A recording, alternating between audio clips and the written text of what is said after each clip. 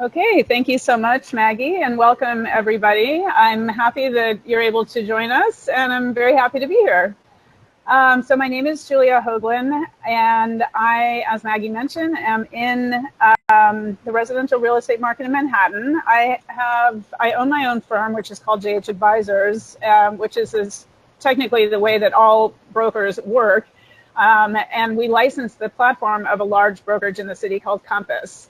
My team is 8 people, and I've been in business about 15 years. This is my 3rd career, so I am a seasoned career changer, but fortunately, I think that this one is going to stick. I feel very passionate about what we do, and I think, as many of you probably do too, that passion and success are very married, and it's fun to love your job. So my previous 2 careers were in engineering and finance, and I mentioned that because it really has led to the approach that we take, my team and I take, to valuing and analyzing real estate. It's very analytical, very data-oriented, very analysis-driven. So let's get started. There is a lot of information in this presentation. I'm very committed to wrapping in time and leaving some time for questions afterwards. So it will be a little bit of a rapid discussion, but hopefully it will be very informative. I am in sales. I do sell real estate for a living, but I don't see my role as that of a salesperson. I find it's hard to get someone to spend $5 on something they don't really want, much less $5 million. And so my goal is to provide as comprehensive a set of information as I can to our clients to help them make informed decisions about whether trading into or out of real estate is right for them at this time or not. And if it is, of course, we're happy to help with that endeavor.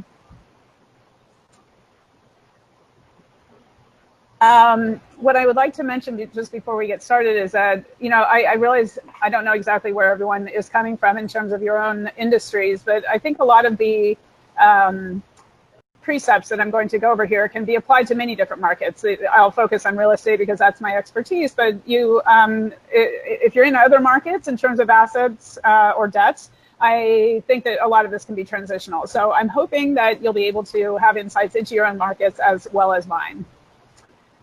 So I'll go through what I'm going to talk about, and then I will talk about it, and then we can talk about what it was in true presentation fashion. So these are basically, the theme is intelligent investment maximizes value. So how do you invest intelligently, essentially? And so the 7 topics I'm going to go into later in the presentation are supply and demand. It's good to know what's going to influence supply and demand for the asset you're considering. What are your goals? Very important to determine what the goals are for your investments, which many people don't actually start with. It's pretty interesting in my world, and I'll talk about that in a minute. And purchase if you can, or sell if you can, where there's transparency in data, because the more that you know, the more informed of a negotiator you're going to be, and the more you can be confident that you're paying a good and fair price. Always focus on the details. Always, always, always focus on the details, and try and be as research oriented as you can, and partner with people who have the information if you don't have it yourself. Use other people's money to increase return through leverage. It's a great thing to do, especially these days when money is cheap. Thoroughly research and prepare for your exit options. It's always good. We always take the view when we're working with clients who are buying real estate on what's going to happen when they want to sell. Because if you never sell, it doesn't matter where you buy in. If you can afford where you buy, it doesn't matter if you're bought at a fair price or not, really, because you're never going to actually try to monetize that asset. But usually people are going to sell eventually, and so we plan for that on the way in. And partner, I hope at the end of this presentation you'll realize the goal in partnering with an expert. We can do a lot of things on our own in life, our taxes, clean our houses. One can even stitch oneself up, but there is utility in using an expert who actually has expertise in these things, and it's a much more efficient way of operating. So I don't know why this slide did this, but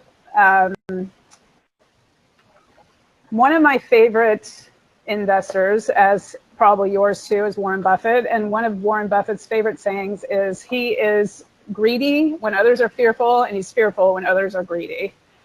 And I really believe in that to be a smart investment philosophy. Uncertainty is the enemy of all markets because it produces fear and arrests execution. And of course, we have a lot of uncertainty right now. There's a worldwide pandemic going on. We're not sure exactly when it's going to end or when life is going to go back to some sense of normalcy.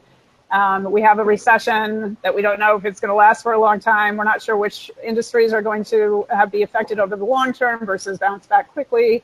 And of course, we have an upcoming presidential election, just to throw a little bit more color into our world of 2020, which I'm sure will go down in history as one of the most colorful ever. And it's human nature to step back from the investment landscape when markets are declining, because of course it's like, oh my God, that's going down. I don't want to get caught into the hole and go down into the abyss. But I submit it's the very best time to step in, because you have maximum choice, because there's usually a lot on the market when the market is slowing down. And you're often the only one that the seller has to talk to at the negotiating table, which gives you a huge amount of leverage and helps you negotiate the best terms for yourself as possible. So yes, I'm a big fan of buying. Well, the next bullet is buy low, sell high. It's the oldest adage in the investment playbook. Money is cheap, as I said, so that's buying money low. Manhattan real estate, in some senses, is low price, not all, and we'll talk about that a little bit more later. And then the equity market is, despite it's being down about 10% off of its highs at the beginning of the year, it's 40% higher than it was at, I think March 23rd was the low point. So, it's hard to time markets. You only know when the bottom is reached or the top is reached in the rear view mirror. And so when prices start to go up, that means the bottom is behind you. What happens when prices start to go up? Human nature, everyone jumps in, and you lose the negotiating leverage that you have when they're going down. And there is no better time than a down market to trade up, because if you're selling $1 million asset at a 10% discount, if the market has come off 10% from where it was, you're losing $100,000 on that sale. If you're then going to buy a $2 million asset, that same 10% down in the market is worth $200,000. So it's actually a net positive, and a lot of people don't think about that. So I think it's a good thing. So we talked earlier about focusing on supply and demand. Microeconomics 101 tells us that supply and demand determine value. And so it's important when you're investing in any asset to focus on what might impact the future supply of or demand for that asset. And Manhattan has both supply and demand side protectors, which make me a big fan of it as a real estate investment. On the supply side, Manhattan is an island. We are surrounded by water, and it's very hard to inflate inventory, unlike what happened in Arizona and Nevada and Florida during the housing crisis of last decade, where when demand was up, builders were building and they had unlimited land and they just kept building. And then as soon as the demand pulled back, the bottom fell out of the market, and there was all this oversupply and huge dip in pricing. The Manhattan actually didn't have as huge of a drop in pricing as a lot of other areas in the city did during the Great Recession. And of the about 750,000 of the housing units on Manhattan, over 60% of those are rental units. And in our rent stabilized world that we live in, most of you are probably familiar, that's probably not going to change too much in the near and probably long-term future. It's a very tenant-friendly legal environment, and of course, the government likes to protect housing for tenants, which I appreciate that. So you're already into a smaller supply, and then of that owned housing, over 60% of it is co-op, and 33 approximately percent is condo, and just under 4% are townhouses. So there's a lot of submarkets, I guess is the point. And so if you're buying one of any of those submarkets, you're actually buying into an even smaller supply set than what looks like in Manhattan. And on the demand side, of the 1.6 approximate million people who live in demand, about 2/3 of them rent, which is the opposite of many cosmopolitan cities, most other cosmopolitan cities in the nation. And what does that mean? It means that if the rent versus buy equation that tenants do when they're debating on whether to rent or buy shifts towards the buy side, if prices drop to where that shifts towards the buy side, you have an entire, like, fairly large population of people that could become buyers, and that provides a sort of a pricing floor on the market. So that's good if you're an investor. The vacancy rate has been under 5% in Manhattan for over 6 decades. That is what's called technically a housing emergency by the federal government, and it's why we have rent stabilization in the city. What that means is if you're buying a condo, and there's a lot of different things that one can buy, we'll talk a little bit more about that in a minute, but you have a ready, willing, and able steady stream of tenants. And even in today's market, which is, you know, kind of a hot mess, as for the reasons that we talked about a little earlier, the rental market, which we're not really in the rental market, but we do have some rentals, is actually pretty robust right now, surprisingly enough. The population is slated to rise. More people equals more need for housing, more demand, so that's good. And in Manhattan, we have primary, secondary, and investment markets. And the press is in sales, just like me, and they love to sell drama. And the drama, if you can say a market is tanking, that's dramatic, and people love to read that, and the press loves to print it. Unlike areas like Breckenridge, Colorado, which, to pick on my home state, which is, you know, 100, almost, I would say 90% second home, and if the economy pulls back, that entire market drops, and that whole market is indeed going down. If one of the markets in Manhattan is slow, there's a chance that another one won't be slow because we have so many different things that are driving them. So that's a good thing for investors. And of course, brand. Manhattan is strong brand. Everyone knows New York City.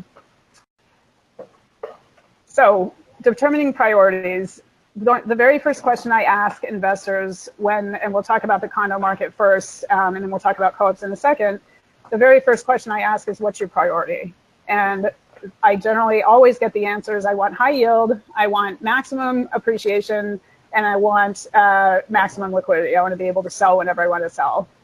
I applaud those goals. They're great goals, but they're actually contradictory. And if someone is truly looking for maximum yield as their number one goal, I don't recommend an investment in Manhattan.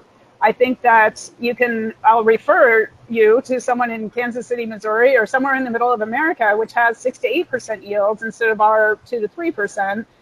But you may not be able to sell that asset when you're looking to sell, and you may not be able to sell it at a good price. You might have the best upside appreciation potential. So if one is looking for upside appreciation potential and liquidity as their number one goals, Manhattan's a good choice.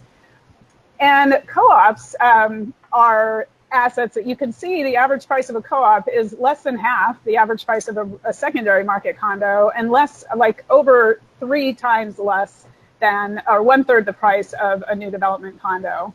Co-ops cost less because there's more of them, supply and demand. They have restrictions on use. You can't buy them and rent them right away in general. They are also require a certain financial profile to buy in them. And sometimes they have debt. We own a co-op. I love my co-op. I got more space for my money. I have lower monthlies. That's another factor in co-ops. And I don't, I'm okay with the financial qualification. So again, determine the goals and then you'll get the right asset. This is market transparency at its finest. I love working in Manhattan because it took me 2 minutes to produce a slide, to produce this data, I should say, this spreadsheet. This is a 3-bedroom co-op that we just put on the market on the Upper West Side. It's a very dense, so the left side of the screen is sold data. That is the true value of something is what someone else is willing to pay for it. And that is basically what this apartment was worth yesterday. And data is always historical by its nature. And so we're trying to predict the present by using the past. So this shows us what the value was worth yesterday. It gives us a starting point. The upper section of the right side of the screen is what's active. Like what else in the 3-bedroom co-op market on the Upper West Side is available. That shows us our competition. We don't want to price too high and make our competition look better. So that informs pricing strategy. And then the bottom half of the right side is what's in contract. And that shows us velocity of sales, like how many things are going into contract. If it's a good amount, which that's a decent amount, we know that we have buyers in the market and we just need to get the pricing right. If it's not anything, then we know that those asking prices are probably too high and we need to strategize to price lower. So again, all informative and all to help you maximize your value by looking at things intelligently. This is drilling into the data. We talked about co-op and condo submarkets. I want to drill down even further into the submarkets. These are co-ops by neighborhood, by configuration, studios through 3 beds, all over Manhattan. The absorption rate is the number of months it would take to clear available inventory at the last 6 months rate of sales. Anything between 6 and 9 months is a balanced market. There's, buyers and sellers are about even. Any below 6 months is a seller's market, very tight inventory, and above 9 months is a buyer's market, very loose inventory. So anything that's not colored here is in the balanced market territory, but anything in blue, even in today's market, which most would say it's kind of a soft market for sellers right now, there are pockets. All those blue squares are where sellers have leverage because there's not a lot of inventory, and therefore they don't have as much competition for buyers' attention. The green areas are a lot of months inventory, and sellers need to be much more aggressive to lock in deals. This is the same slide, but only looking at condos. Condominium overall absorption rate, I didn't mention in co-ops, it's 7.2 months, so technically balanced. In condos, it's 9.9 months, so technically a buyer's market. And if you're a 3-bedroom buyer in any submarket today, you have ultimate leverage. It's a very good time to be a buyer of a 3-bedroom condo anywhere in Manhattan because sellers have so much competition for your attention. So the devil is in the details, and the money upside is in the details. This slide pretty much speaks for itself. There's never, ever been a better time to use other people's money to juice returns. Leverage is a very powerful thing. If interest rates go up by 1 point, you lose about 20% purchasing power if you're financing 80%, and vice versa. If they go down 1 point, you gain 20% purchasing power for 1 percentage point decrease. So yes, try and borrow as much money as you can, basically, because it's very cheap right now. Okay, so on the closing cost side, you can also leverage details here. As a buyer, you'll pay between 1 and 9% closing costs. To keep it close to 1, you want to buy under $1 million because then you don't trigger the mansion tax. You want to buy all cash because then you don't trigger the mortgage recording tax. And you want to buy not from a sponsor because developers, they will make you pay the transfer tax for them. And these days you can negotiate that. But so you can get these closing costs to close to 1% if you just focus on the right asset. And again, of course, it has to meet your goals. And I'll mention that co-ops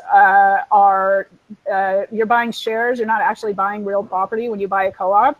And so you're not getting a real mortgage, and that 2% mortgage recording tax does not even apply. So co-op closing costs are the lowest in the city. And on the sell side, you'll pay chunky costs are a brokerage commission of 6% and the transfer tax that is technically a seller tax. So that's around 8% plus capital gains taxes, which you can defer indefinitely into the future using a 1031 exchange if you have an investment property and you reinvest those funds within 6 months. And the estate tax, which you can manage by buying in a multi-member LLC. So if one person dies, the owner, the LLC doesn't die and it's not triggered, or you can buy life insurance for several $1,000s to cover that estate tax liability. Talking very fast because I'm very cognizant of the time, but again, happy to answer your questions at the end. So why would someone pay double for a new development? Well, it's very easy to buy, first of all. You sign a contract, you write a check, and you get a key. Especially in the international investing world, people are not used to disclosing tax returns and financial statements and writing reference letters and all of this, which with resale condos, you really have to do these days. It's very hard to buy something without going through that application process. It's brand new. If you absolutely have to have brand new, that's the only option, is a brand new condominium. And as I mentioned, very discreet and private.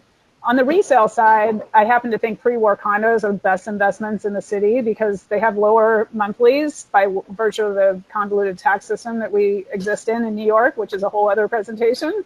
And they have character, and that's personal aesthetic. Of course, some people love the brand new style. I happen to love the pre-war style. And you're also buying into a building that's been running, so you're not going to have any new building kinks to work out, which typically happens. Oh, and you can move in right away. Sometimes with new developments, you have to wait months or even years to move in. So what can go wrong? No one likes to overpay for an asset, so you use those analyses. That data transparency helps you determine where the price should be, and then your value is going to be your value. Maybe you'll pay a little bit more because you absolutely have to have it. Maybe you're not so interested, so you'll bid under and then not accept it. Who knows? Vacancy is bad. It really impacts yield when you don't have income on a property. We can do a similar analysis on the rental side of the fence and see what rents should be achievable via that apartment. Increasing monthlies, you can also diligence. You can review a lot of the financials along with your attorney. We'll look into the financials, read the board minutes, talk to the managing agent, make sure that nothing is going wrong and the building is very financially prudently managed. And then bad tenants, very bad. New York City, very tenant-friendly legal environment. You want to avoid them at all costs if you can, and we do as much diligence as possible up to the point where we're not able to do any more diligence.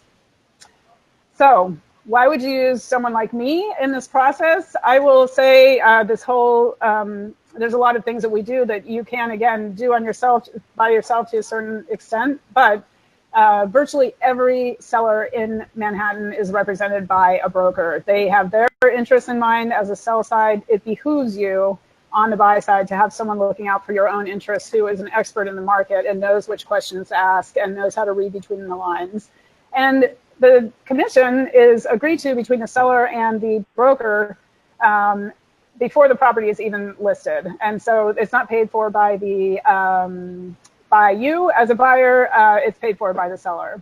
And so you get local advice. We can help you with the search, which we like to partner with you on. We help you with valuation, shepherd you through the process, procure a tenant if you'd like to procure, if you're buying an investment property, and basically have all the experts you could ever hope to need for throughout our 15 years of developing relationships.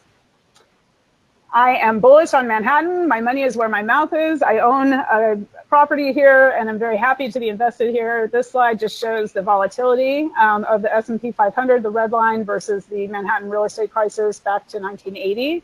So as you can see, there's not that much more volatility. There might actually be a little bit less volatility in Manhattan real estate prices, and depending on what you're buying for, you can actually also live in the property and use it in non-financial ways. So that is my presentation, and I'm very happy to take questions. Okay, thanks, Julia. That was great. I'll remind everyone, if you have a question, you can use the chat box, or you can also email info@savvyladies.org. And Julia, the first question for you is wondering how someone can go about researching which neighborhoods are up and coming versus ones that are overpriced. Is there a way to do that? Yes, I mean, my answer to that question is, again, goes back to the goals. So the reason that up and coming neighborhoods are priced lower than neighborhoods that are already, as they call, gentrified or whatever you want to, established, is that you might not have the cafes on the corner and the convenience to the supermarket and the nicely manicured blocks with trees on them. And so it's all, if you're willing to give up those things in order to pay less, then that's where, it's like there's always a cost to the low price, right? You get a lower price because you don't get other things. So if you're okay with not getting other things, then it's pretty easy to investigate where the prices are changed. I mean, that's data that it's publicly available, but our system would pull it really quickly. So it's all a matter of it requires follow-up questions to be asked. So to see what there's always a compromise, and which compromises you're willing to make versus which compromises you're just not. Mm-hmm. Okay, thank you. Another question. Asking, what are some things that you found people forget to ask about a place before buying it? Do you have some tips? Ooh, good question. I mean, there's if you want to have laundry, is there an ability to have laundry in the building? Are there any major capital improvements coming up? Like if you're buying a place with a terrace and the local law 11 is about to start, like local law 11 happens every 7 years. The facades are inspected, and if they need repointing, then scaffolding goes up. And depending on the size of the building, that scaffolding can be up for years. And so if you're buying a place with a terrace and you don't ask about the local law 11, then you've basically just lost use of your terrace for the next 2 years. So that's one. Oh my goodness. Yeah. What major capital improvements? What are the building policies? Who are you going to have to restrict yourself to selling to? How many rentals are in the building? Because that sometimes impacts the ability to get financing. Yeah, there's a long list, and I would love to like prepare the list and share it with with everyone, because it's too long to come up with off the top of my head at the moment. Okay, that's all right. The ones that you talked about were very helpful. Thank you. Sure. Another question asking if the Upper East Side is a better price deal now than Upper West Side for a 3-bedroom. Yes. There's I call it a joke, but that sounds too harsh, but there's a joke in our industry right now that people are moving to the Upper East Side because Brooklyn is too expensive. And the Upper East Side is a big neighborhood, and so that supply and demand, there's just more supply up there. It depends co-op or condo too, but I think in general the Upper East has always been a little bit lower valued due to the size of the neighborhood. And due to the fact that it's not as villagey, if you will, as the Upper West Side. Mhm. Okay. Thanks. Mm-hmm. Another question for you, asking what's the baseline cash amount that you would recommend someone have available in order to start looking to buy in Manhattan? So if it's for a primary residence, the minimum percentage down in a co-op is 20%, and that's fairly standard. I'd say maybe, as a guess, like 50% of co-ops or more allow 80% financing. So you have to have 20% equity, and then co-ops look for 24 to 36 months, depending on the co-op, of debt payments in liquid assets after the close. And so that's, it depends on the maintenance, and I'm always a big fan of low maintenance.